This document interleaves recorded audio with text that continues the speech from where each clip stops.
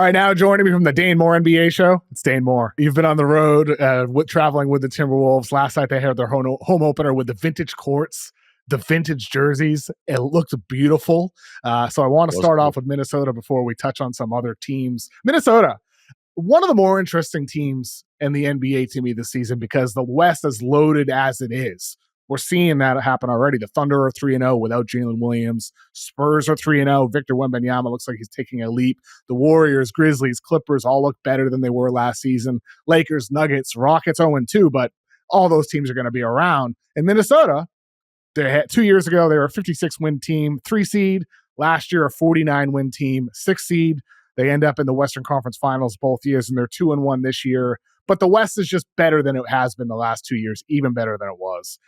And now the Wolves have this weird point guard situation where Dante DiVincenzo gets named the starter right before the season. Mike Conley looks washed. Bones Highland is looking the best of the three somehow, and Rob Dillingham is out right now. So it's a very strange team in this loaded, crowded Western Conference. What are your early impressions of Minnesota? Give me some pros and give me some cons from what you've seen so far. Yeah, well, let's focus on the point guard position first, because I think that's the newest development, the most surprising development of the season thus far. I mean, when I saw the tweet come through that Dante DiVincenzo was going to start on opening night, like, I was surprised. And asking around to some people, I was like, hey, this hasn't been the plan all along, right? And no, it wasn't. They decided, like, in the days right before the season started, to ultimately make the change to Dante DiVincenzo in the starting lineup, which worked actually really well last season when they went to it for like 2 weeks before DiVincenzo got hurt. I think there's some advantages to playing that way, but it's also, Dante isn't a true point guard, and it takes him out of kind of being the elite movement shooter that he can be and it just ends up putting a lot more of the onus on Anthony Edwards and Julius Randle to be the point guards, which can work, but it's like Houston and like some of these other teams that are playing without a traditional point guard. What's the opportunity cost of that? And I think, that's going to be tested here this season.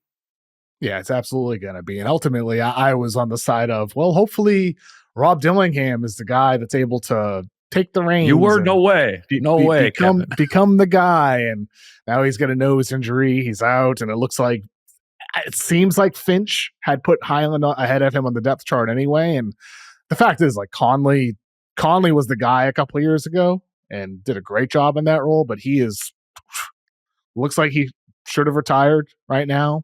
To me, it looks like a massive hole in the team. But do you think this is partially by design to have just multiple points of creation, that this is actually what they desire? Like, is that a possibility here, that this is what the Wolves want to have their roster look like, with different guys being sources of creation, Ant included? Well, I think they would like to have Mike Conley from 2 years ago to have a traditional point guard, like smooth operator, But to your point, they look at last night, like they want to play through Julius as like a hub of the offense. They want to do that a lot, even with Ant. So and then Ant is a super high usage. You're going to use him in DHO, high ball screen action, isolation all the time, that's just a lot of your offense. Even if Rob Dillingham was awesome right now, even if Mike Conley went back in the time machine, they would still play through Ant and Julius a lot. So I think ultimately, they do want to get to this.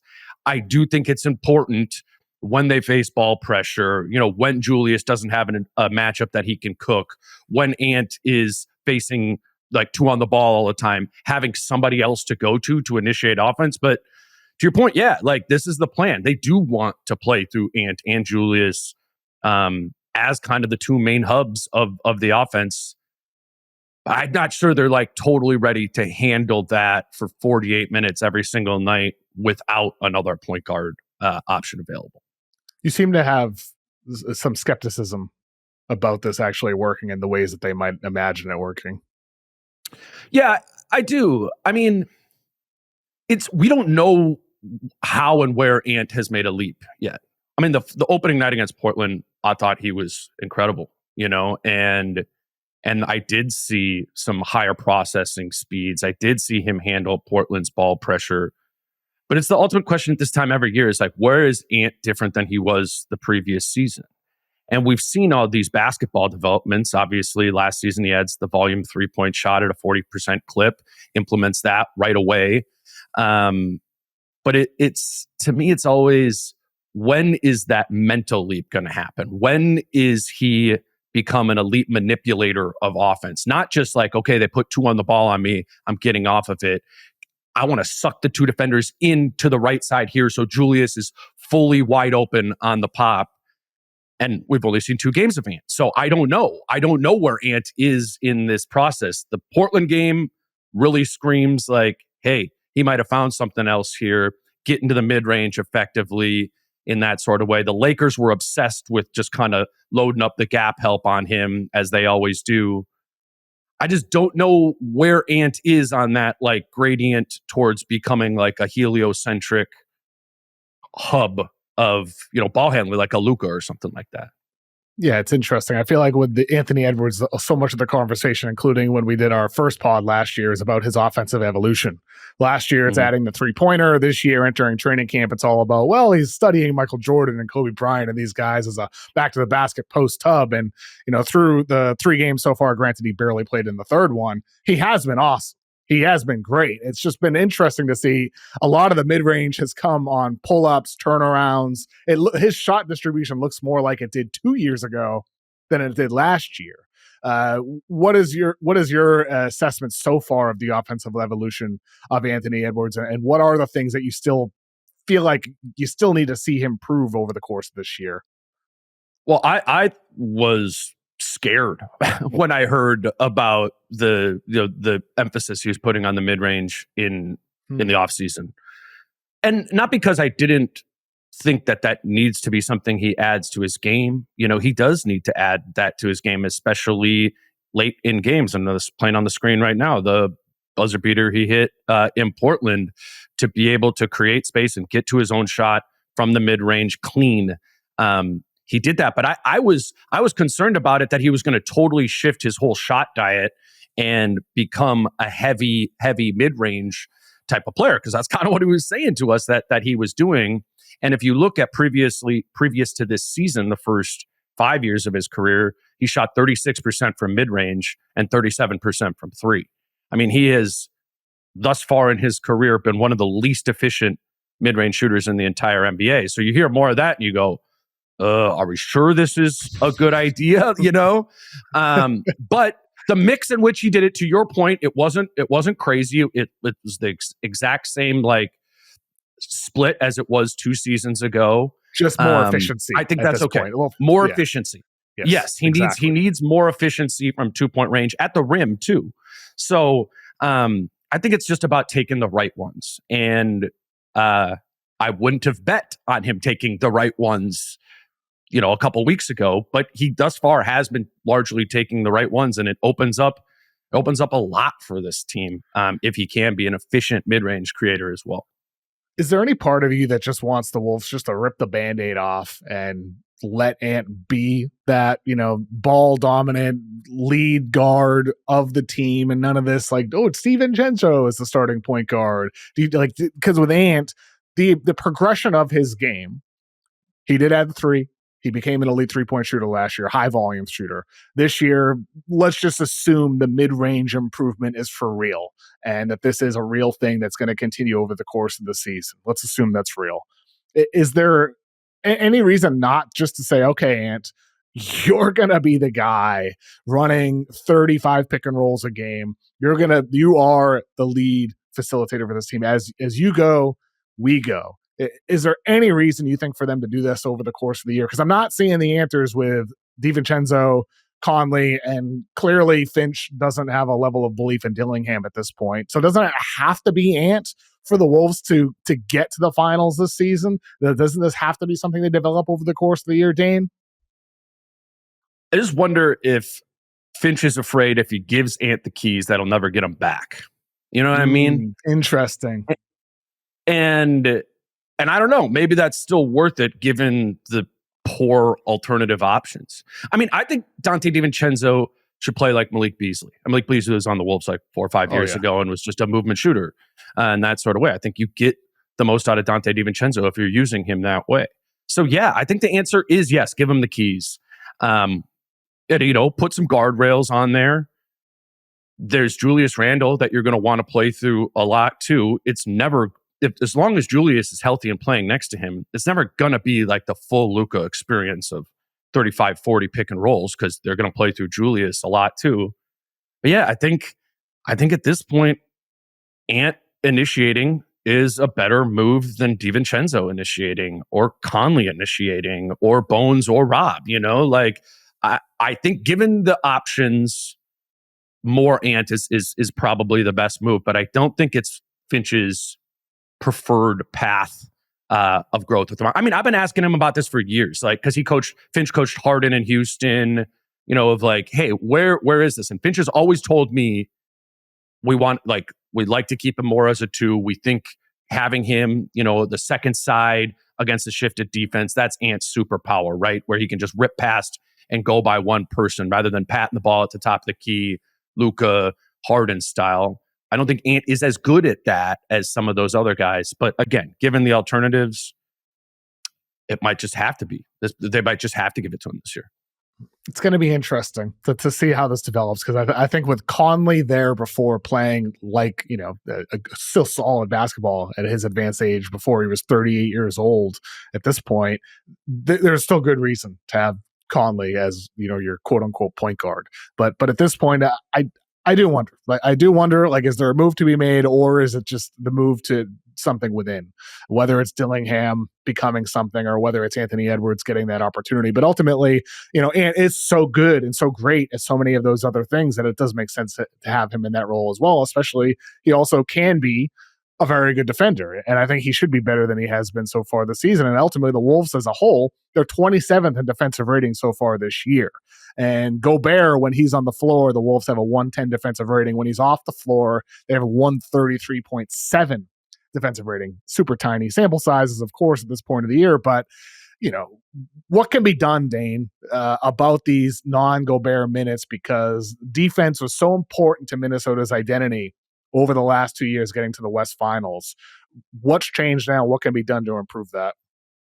Yeah, well, I would like to say that I think it's fair to state those numbers despite it being a small sample size, because that's what the splits were last season in the Rudy minutes and the Rudy off minutes. Is they did not figure out how to defend with the Naz Reid and Julius Randle front court, not to the degree that they did with Cat 2 years ago.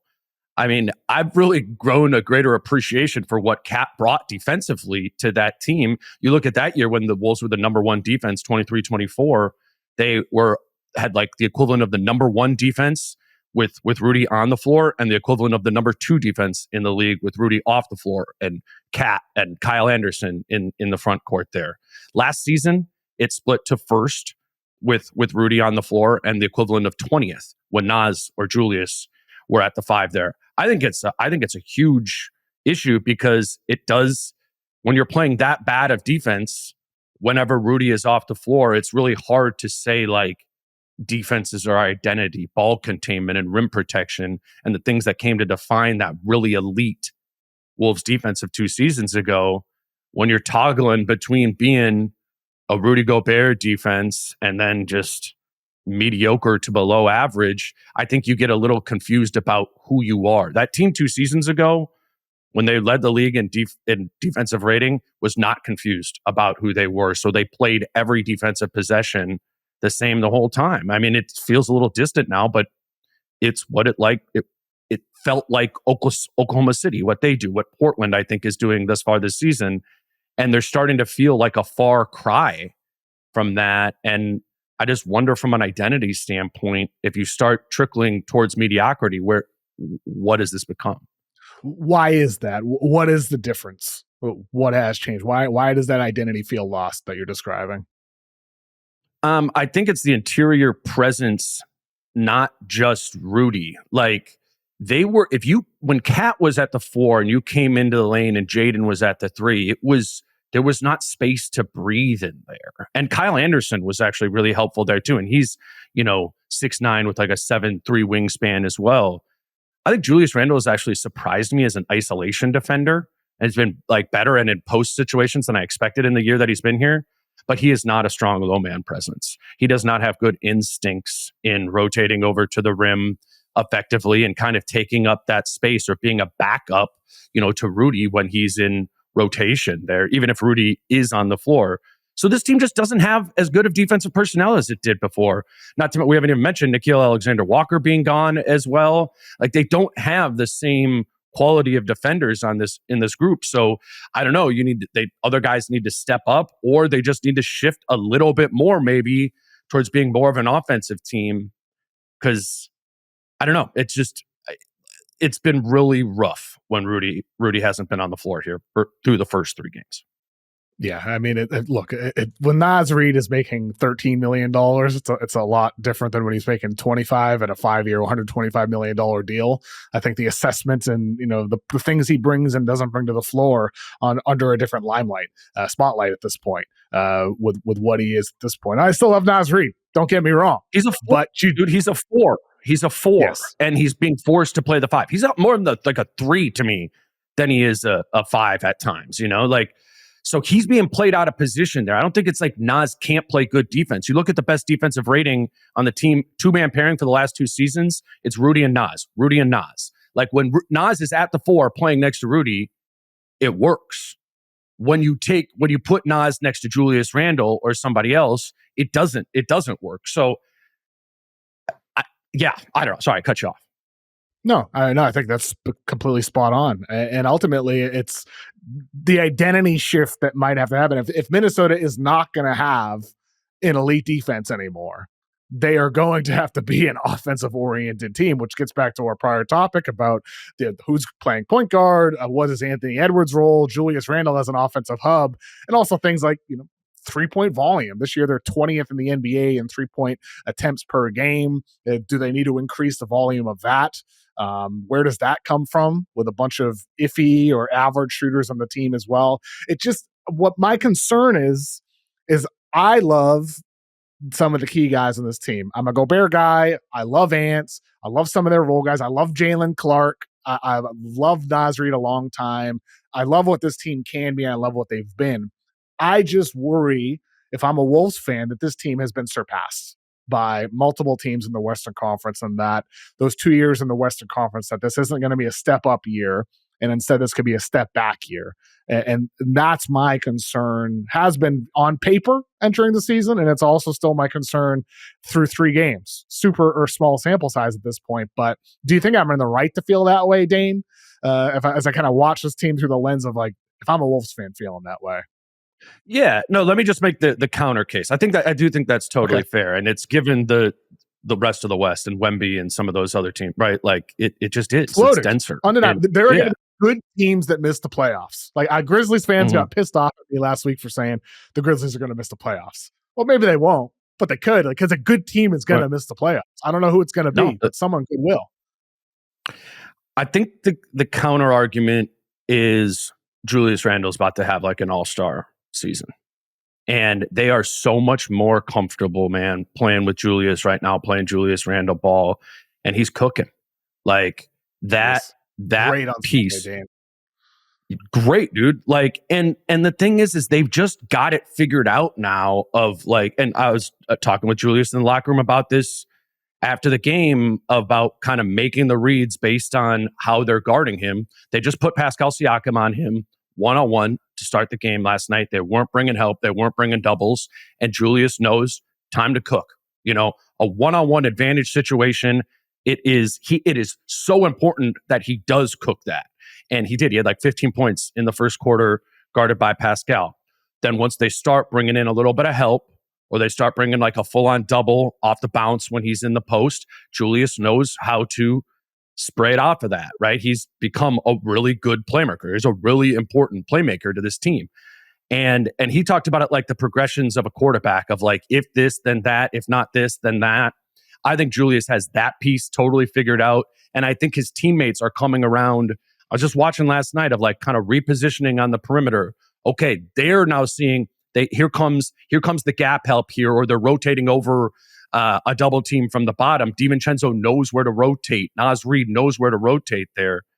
If Julius Randle can kill his initial matchup in a one-on-one situation and they have to start bringing help or a double team, Julius Randle will play make, and the Wolves will generate consistent good looks off of that for open threes. And that's how your three-point volume goes back up.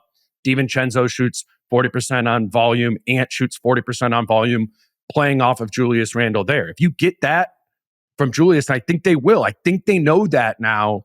I think this offense levels up, especially if we then add in the piece of Ant, which we were talking about earlier, where we're buying the mid-range efficiency and just some overall better operation as an offensive player. I think this team could be really good offensively as Julius Randle, plays 82 games of really good. It was only the last 20 of the season where they figured this out with Julius last year. It's a great point. I mean, I think with Julius Randle, undeniably, if it is that type of, we've seen him be an all-NBA player before. If he is playing at that level, it does change the complexion of what the offense could be and what this overall team could be. And ultimately, I really hope Anthony Edwards, is back from the hamstring tonight against Denver, because this whole week, Denver on Monday, the Lakers on Wednesday. Granted, Luka is likely going to be out for that game as well. And then look ahead to Saturday against the red-hot Charlotte Hornets with LaMelo Ball playing at an all-star level at this point. It's a good week for kind of a barometer test for Minnesota to see where they're at. Just hopefully Anthony Edwards is healthy for that. And so far they've faced the Pacers, the Lakers, and the Blazers. So I want to go through some of your observations from those teams, starting with Indiana. Indiana decimated by injuries so far this season. Andrew Nembhard out with a shoulder injury as well. They're 0-3. If I'm a Pacers fan, I'm feeling great, because I'm like, okay, we are losing games and we're going to have a lottery pick. This bye year is going to come with a reward at the end of this loaded draft class. And we still look like one of the best coach teams in basketball with these random guys, Ray J. Dennis coming off the bench, playing minutes for us. I'd be feeling good if I'm a Pacers fan at this point. Injury report tweets killing me. they're so crazy, banged up. I feel bad for them. I don't like. You think Carlisle is going to put it into neutral? I don't think so. No, I think he's going to still coach this team. So I don't know if they're going to get that reward at the end of the day. Or somebody's going to need to sit Carlisle down and be like, time to tank, buddy. Yeah. I mean, Mathern out, Talon Peter, a rookie second round pick, even out, Johnny Furphy, a lot of guys were out in that game on Sunday. Yeah. But I do, to your point, I think it's cool how they do just play the same way. I've seen the Wolves for years. Ray J. Dennis. Ray J. Dennis went off. He was, but doing the thing that they asked him to do, sprint dribble into the half court, playing Indiana Pacers basketball in that sort of way. They're so deficient in, what they have due to injuries, but I just think it's so important and valuable right now, looking at Indiana and Oklahoma City, of just two coaches who got their players to buy in to playing one way, and just what the value and the power of that is. It's obviously we've known that in basketball for so long, but we would think about that more in the college game, right? Of Syracuse plays this way and they always play this way. I think in the NBA, we're understanding, we're seeing the power of committing to an identity and the players not being too big for it and just going out and executing it over and over. It's why the Thunder are so problematic every night. They're going to play the same way consistently. And there's so many teams, there's so many good teams around the league who don't play the same way all the time. The Wolves certainly don't play the same way all the time. So yeah, I'm very impressed by Carlisle, but I don't, they're going to have to get healthy to actually win some games. They definitely have to get healthy if they want to win some games.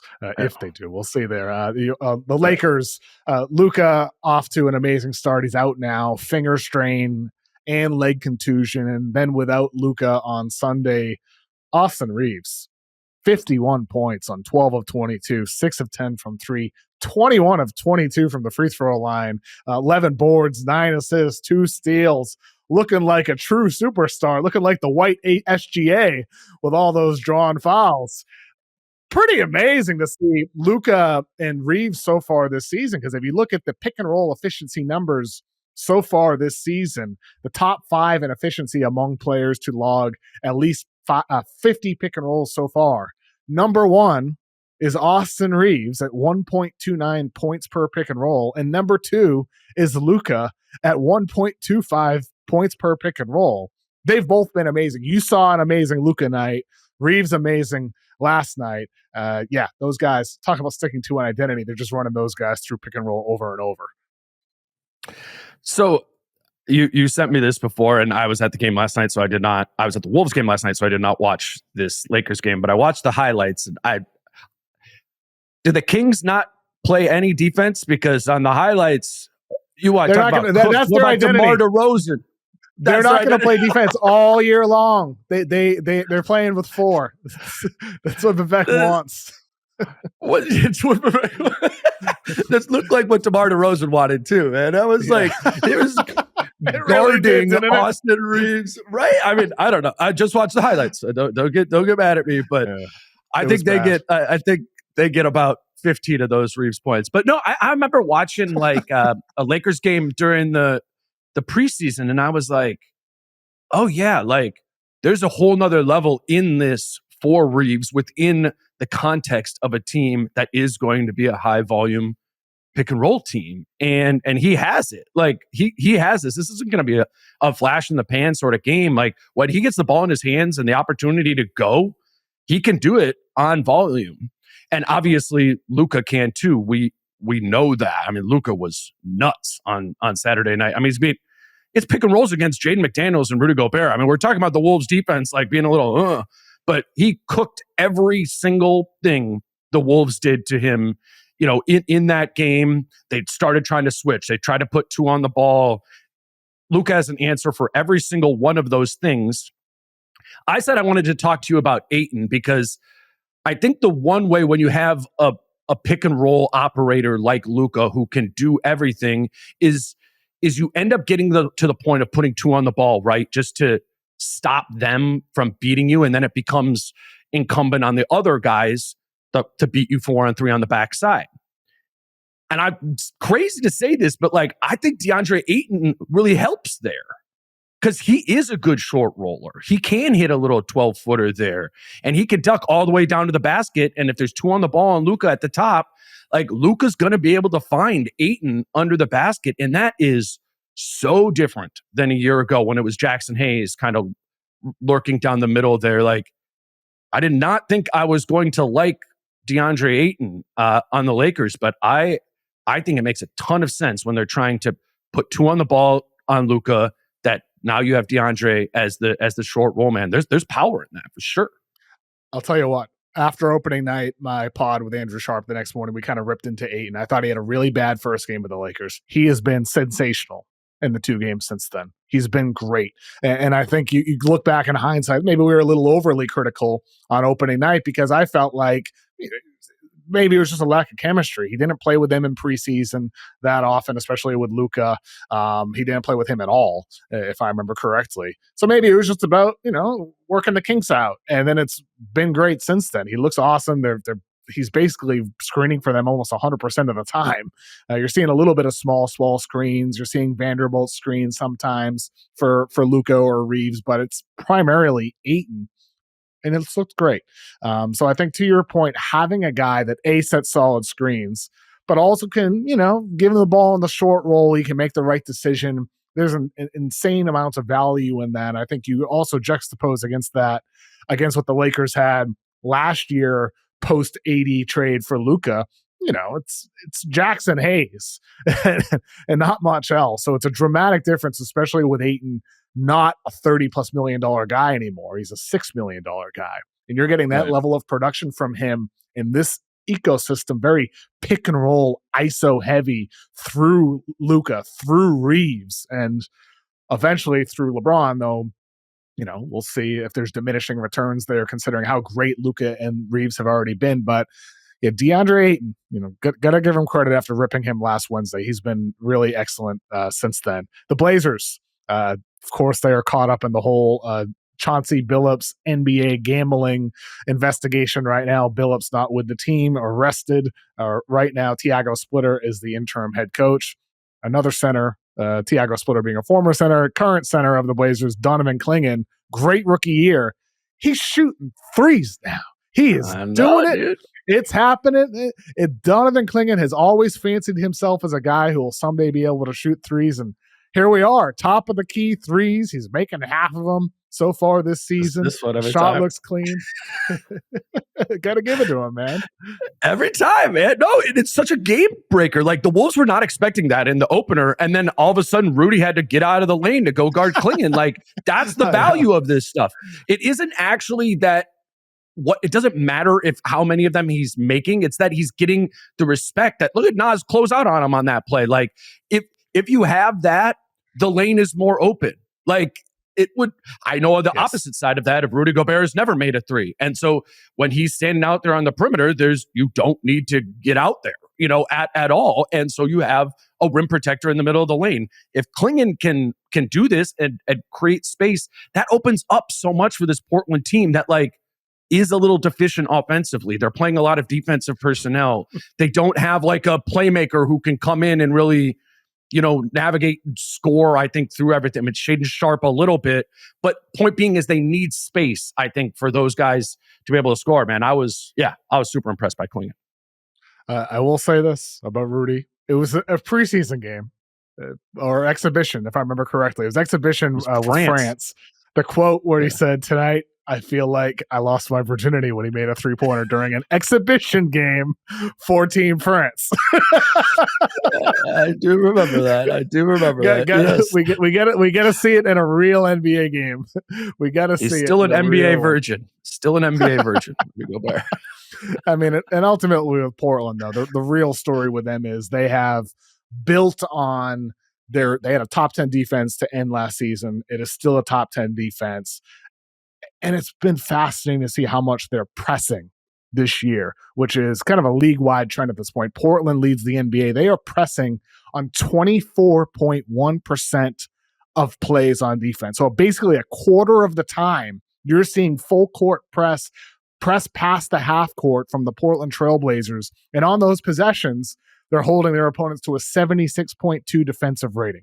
Just absolutely sensational. And this is, it's a Portland thing, but it's a league-wide thing, Dane, because this whole season so far, 10 teams so far are pressing on at least 5% of defensive possessions. Those are the Blazers, Raptors, Pacers, Nets, Celtics, Suns, Cavaliers, Wizards, Kings, and Knicks. Last year, there was only 6 teams. The Pacers were first in the NBA and 10.9% of the time. Then the Nets, Blazers, Raptors, Grizzlies, and Pelicans. And prior to last season, only 2 teams did it since 04-05, which was the first year Synergy stats database goes back to. Only 2 teams, the 23-24 Blazers and the 20-21 Hornets. Only 2.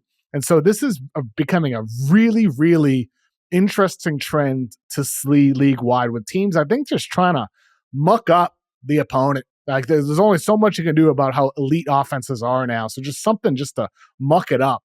What are you seeing from these teams using the press? Why do you think it's happening? And what are the benefits of doing it that you're observing so far, Dan? I think it's more pointed than just mucking it up. I think they're trying to take away semi-transition.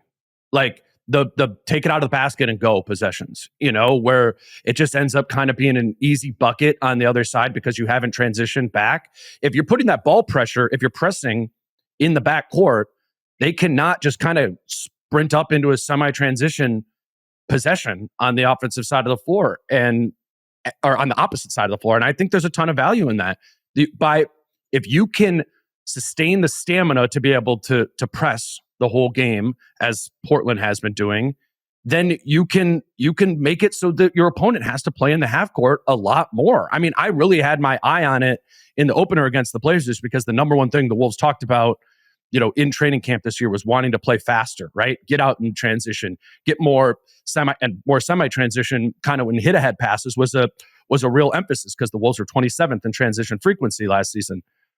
Well, they were trying, but they couldn't do it because Jeremy Grant's picking up full court and Dante DiVincenzo or Mike Conley or whoever needs to navigate simply not getting picked and getting into the half court in that way. So I think it's looking at the numbers of the efficiency of semi-transition possessions compared to half court possessions, and realizing if we could take these away, there's a power in this that's going to be a less efficient offense.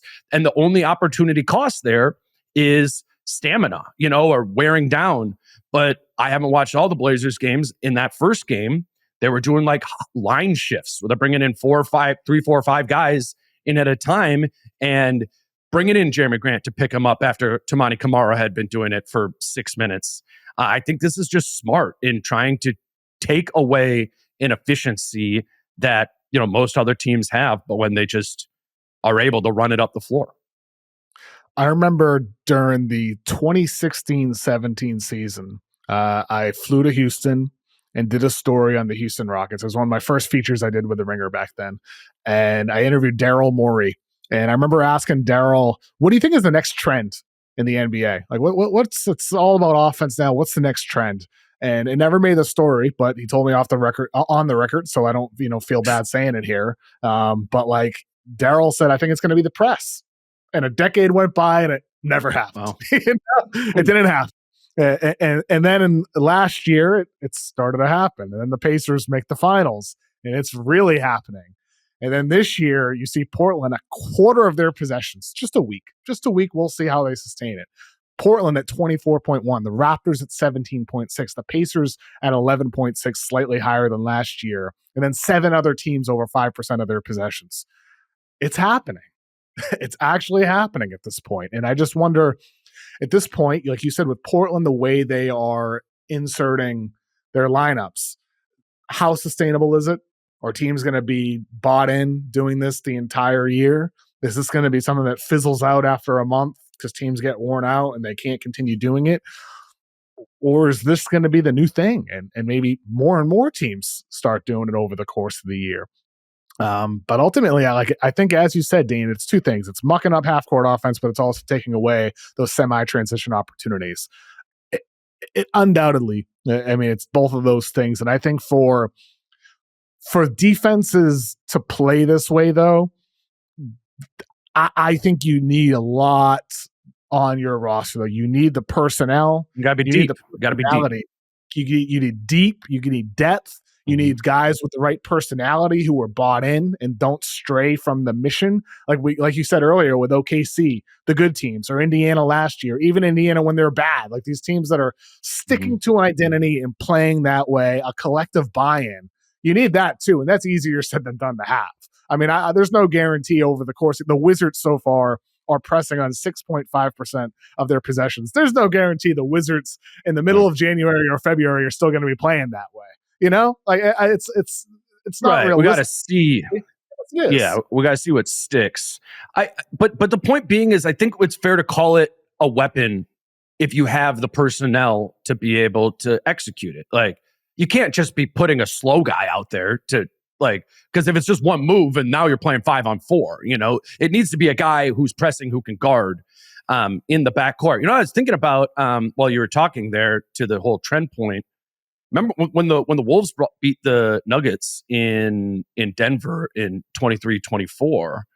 A lot was made about how Cat was like the primary on Jokic, right? And then Gobert was kind of lurking, and that's what the Wolves did to beat Denver. They also pressed Jamal Murray like the whole time with Jaden McDaniels and Nickeil Alexander-Walker, and Jamal looked exhausted. And they were slower into the half court. They actually just started having Aaron Gordon bring the ball. And I think that there are solutions here too. Like, I don't know why the Wolves didn't set a screen in the backcourt ever that game. Like, it's pretty easy to break a press if it's a one-player press. I think there's counter measures here. But if you just are trying to go up against it, it's exhausting. And yeah, I do think teams will stick with it if they have the personnel to do it. Yeah, I think it makes a lot of sense to do. We see trends get copied all the time, and this year it does seem to be something that we're going to see teams commit to. 24.1% of possessions for Portland. I don't know. But they do have a lot of depth. And they have guys like Drew Holiday adding him that love to play that style. It's probably preferred playing style. Toumani Camara Blake Wesley embraces. Yeah. Oh. Hey, he can learn. He's doing it. He can do it. He does it, dude. Don't say that. No, he could do it. He could do it. He's a psycho. He is doing it. He is definitely doing it so far this year, and he's embracing it for sure. So some of these guys, you might not play that way, or in past stops you played at, but he definitely is embracing that culture there in Portland. It's exciting though, man. I think it's fun to me to watch those games because, as you said, like with that reference to the Minnesota-Denver series, it does make things harder for the opponent ball handler. Like it's a lot easier just to, tiptoe up the court with the ball, get past the half court at the 17-second mark. But when you got to get past Drew Holiday or Toumani Camara, woo-wee, that's going to wear you down. And so it's almost not just about mucking up the offense. It's not just about stopping early transition. It's also about wearing down the opponent's best player. And that's where the benefits can come deep into the fourth quarter. Maybe they're a tick less efficient than they would have been otherwise. So it's about these gains that kind of compound over the course of the full 48 minutes as well that can be felt. And yeah, man, like I said, 76.2 defensive rating in the possessions Portland is doing. And if you're having success doing it as well, I mean, that was more of a reward system for you to do it more. Because if you show those numbers to the players, they're like, oh, yeah, this is working for us. We have an elite all-time great defensive numbers. It's like the 1960s with a 76 defensive rating. Let's keep doing it. Let's do it more. Why are we not doing it half the time? Dante DiVincenzo had a lot to do with that number being as low as it is. I mean, that's true. That's true. He had 5 turnovers in the first half of that game. So it forces teams to play a handler, and I think that's interesting too. There's so many. I'm fascinated by this season with like the Houston experiment, of like no point guard. There's a handful of teams that just like don't have a point guard and are trying to get away with that this year. Well, here's a counter. If you're the defense, like pick up full the whole game and make that 2 guard who's being square peg round holed into being point guard really have to guard and exhaust them. I mean, I would press every single time I saw, freaking Amen Thompson bringing the ball up or Dante DiVincenzo bringing the ball up. Like those teams are trying to get away with something, by not playing a point guard. I would try to punish that if I was the defense. Am I wrong though? Am I wrong that you can't just set a screen in the backcourt? Like why can't the big just like delay screen right there and they're fine? It's over. Like why? I agree. Why it's not that complicated, right? I agree. I think we'll probably see a bit more of that with some of these teams that might be having a hard time handling it. But then that does, bring your big past the half court. He's in the back court after the screen is set, and then you got to wait for him to come up. The guy who inbounded it. Yeah. Whoever took it out of the net, just set one, and it's fine. I was driving me crazy in that first game. It's like ripped. I'm like, can we get some help? I don't know. Yeah, it was. But interesting trend, Kevin. Interesting trend. it very, very much is an interesting trend. Then you hit it. It's like all these different teams that play different styles. With more too big this year. Some teams with 3 point guards, 3 ball handlers, like the Spurs with Castle and Harper, and Fox comes back. It's just all these dramatically different built teams. That's what makes the NBA especially so fun to watch, where every team plays their own style, have their own identity. And I very much really love that. And with Minnesota, they get their own style too. I hope it's defense. They got to bring it back. Bring it back, Dane. I hope it's defense. Yeah. I think it could be. I mean, they're going to try to make it that. I think they will be very resistant to like shifting the other direction. I mean, Finch talked about it over and over again that it's got it. You have Rudy Gobert on your team. In a couple of years from now, when there's no Rudy and you got your boy Johan Berenger running up and down the floor, like maybe that's a team that plays fast and is more offense than it is defense. But so long as they have Rudy Gobert, they need to be like a top 5 defense, honestly, like that high. I think it needs to be that. Maybe high. they got to find some more minutes for Berenger now. Maybe. It's just, I mean, every rookie in this class is looking amazing. Why not another one? Right? Sure. So why not? He moves crazy, dude. He does. He is interesting. Yeah. I had an NFL scout text me. One of my friends works at it. He was watching. He goes, and I thought it was really interesting because this NFL scout that's just like watching like body movement, and he was like, I have not seen players that size move like that, in the NBA. And Berenger grew up playing soccer, and it shows out there.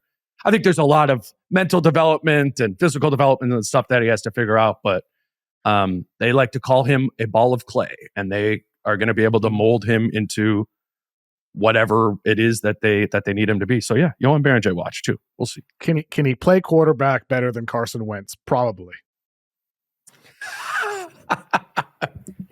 Probably. Isn't there? Okay, you want to make a Minnesota football reference? Isn't it weird how similar the JJ McCarthy thing is to the Rob Dillingham thing?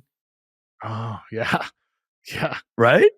Like the second year player, like what's kind of going on here? Yeah, it is a bit should be playing. I mean, he's supposed to be back week 9 against Detroit, and I mean, you guys, boy, you really need him. 3-4 in the year for a team with Super Bowl hopes. JJ McCarthy better be good. Don't put the Vikings on me. Don't put the Vikings on me. I just live here. Who's your real team? My real team is my fantasy football team, Kevin. That's who I cheer for. Yeah, I see. I completely understand. I'm very happy. You've been moving into that. Team is doing well. Yeah, a little bit. Yeah, I've been dipping my toes. It's NBA season now, so we're very much NBA focused on this podcast. But I'm feeling good about my fantasy. I'm feeling good about Drake May, the MVP of the NFL. Aren't we lucky as spoiled Patriots fans to have just a couple years? Yeah, we know what your team is. Yeah. Dane, thank you so much for joining me today, man. This was a lot of fun. Yeah, man. Anytime. Thank you for having me too. Big thanks again to Dane Moore. Let's get to more of my observations from opening week. All right, let's start off with number 1 here. Dylan Harper, number 2 pick in the draft. He looks like an 8-year veteran right now at this point for San Antonio. He had 20 points, 8 assists against the Nets. This year he's averaging 16 points, 5 rebounds, 4 assists on the year. And already, I mean, he looks like one of the better drivers getting to the rim of anybody in the league. The footwork, the fluidity, the ability to use either hand, the change of pace.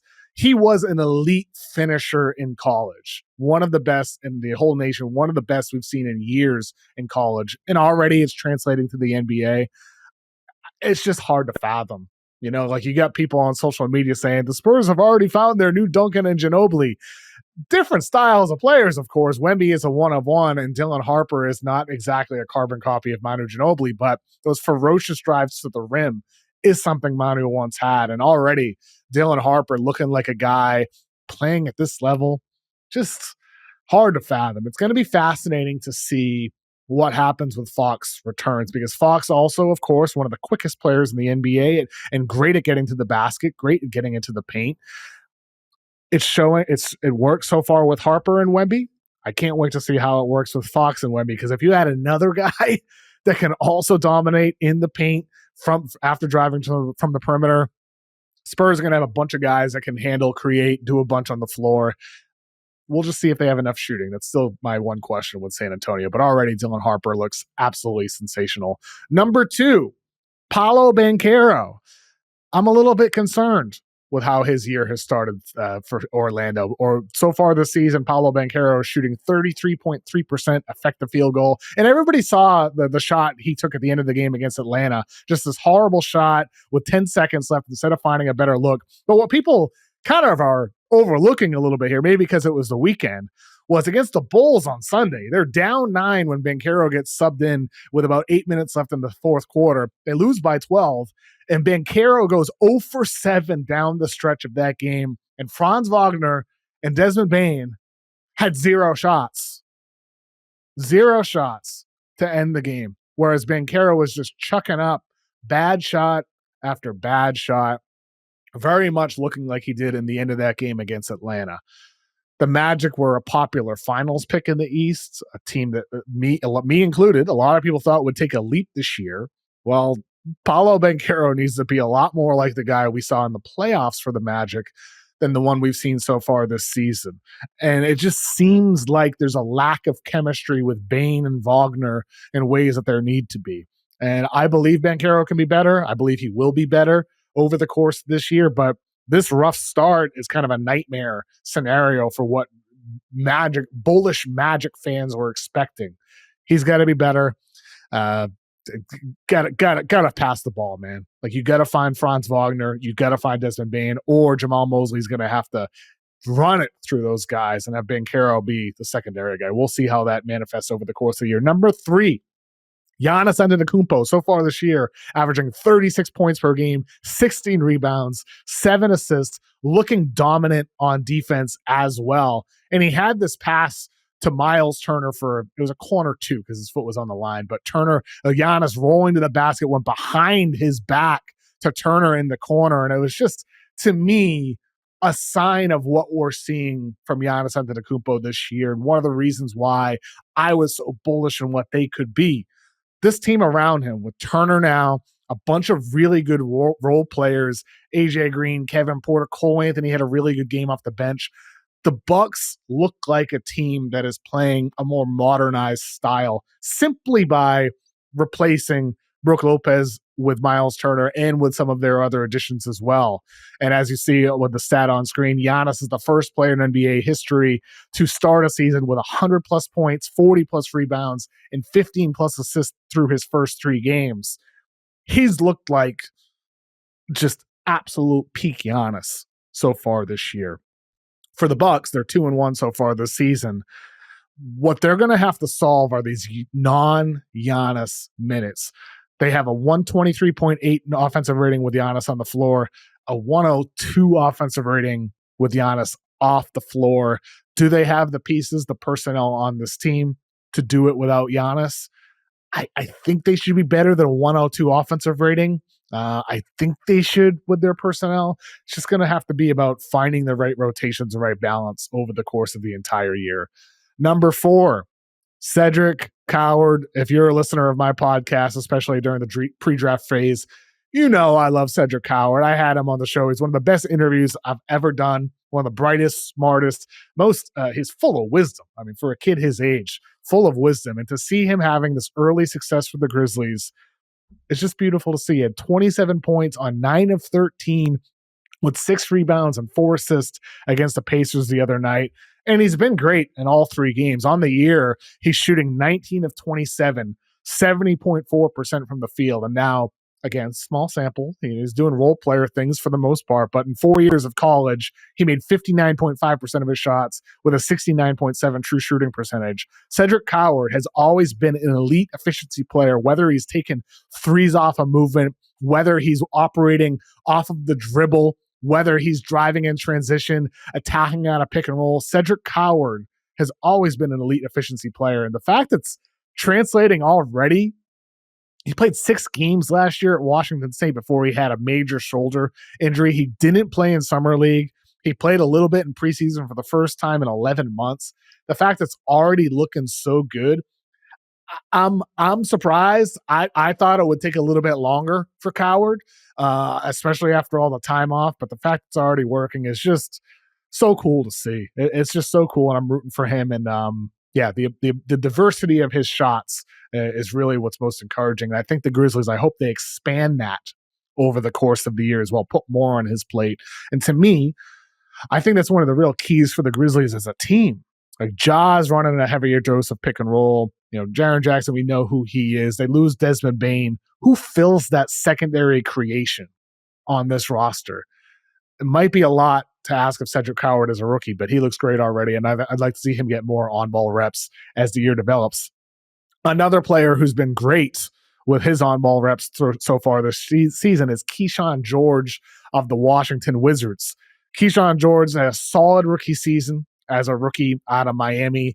He's looking like a guy that's taking a big, big leap so far this year. Of all the young guards on the Wizards, he looks the best so far. And I want to pull up some stats here because if you look at the top 5 most efficient pick and roll creators so far this year, Austin Reaves, Luka Doncic 1 and 2 at 1.29 to 1.25 points per pick and roll. Number 3, Kyshawn George, 1.23 points per pick and roll on 59 total pick and roll possessions. That's the 3rd most of the 50 players of the players to log the 50 most pick and rolls so far this year. Kyshawn George. I mean, the other names on there, Derek White, Jamal Murray, not overly surprising, but Kyshawn George, with him doing it so far, the way in which he's operating as a player overall cuts to the rim, post-ups, high pick and roll. There's a range in his scoring that we're seeing that looks like an overall offensive threat that can score in any type of way. Pull-up threes, stopping on a dime in transition. He looks like a complete offensive talent. And again, only 3 games from Kyshawn George so far. Only 3 games for the Wizards. But this is sometimes what happens with these guys. He has 21 points on opening night, 34 points against the Mavericks, only 6 points against the Hornets. So it's going to be up and down. But the fact you're seeing these highs from him, if I'm a Wizards fan, I'm feeling good that one of my guys is starting to show symptoms of being a star.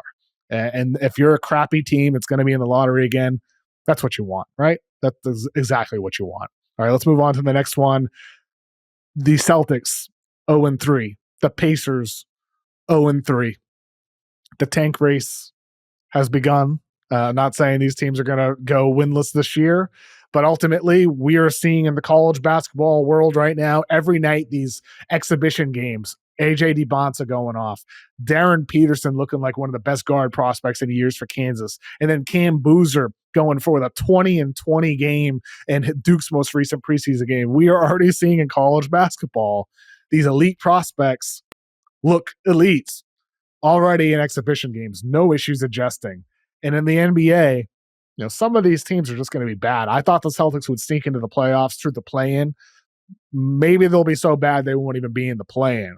Because I'll tell you what, like some of these teams in the East, Toronto's defense looks really good. I'm not sure who Boston is going to move past. Same thing with Indiana. And so we very well could see Indiana, Boston, Brooklyn as 3 of the locks to be in the bottom 5 of the Eastern Conference. And you know what?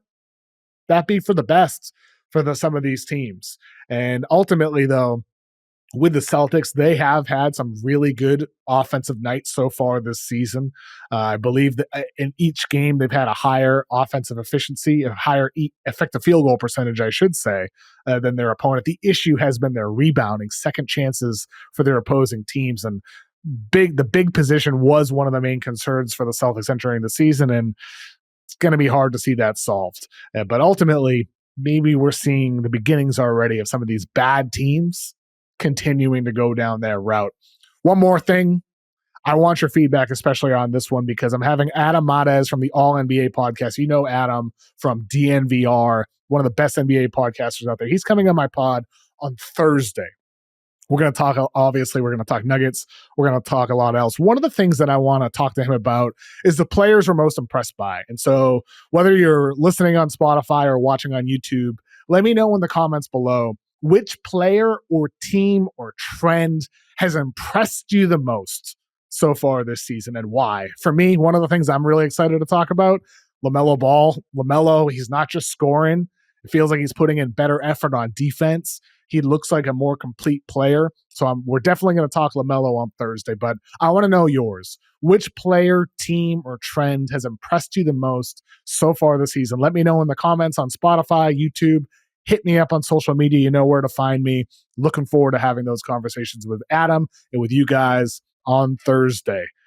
Thank you so much for watching today's episode or listening on our audio platforms. We'll be back again on Thursday. Thank you to Father John Misty for the music. Thank you to Emmy and Dakota for producing us. Thanks to you for giving us a listen. Talk to you very soon.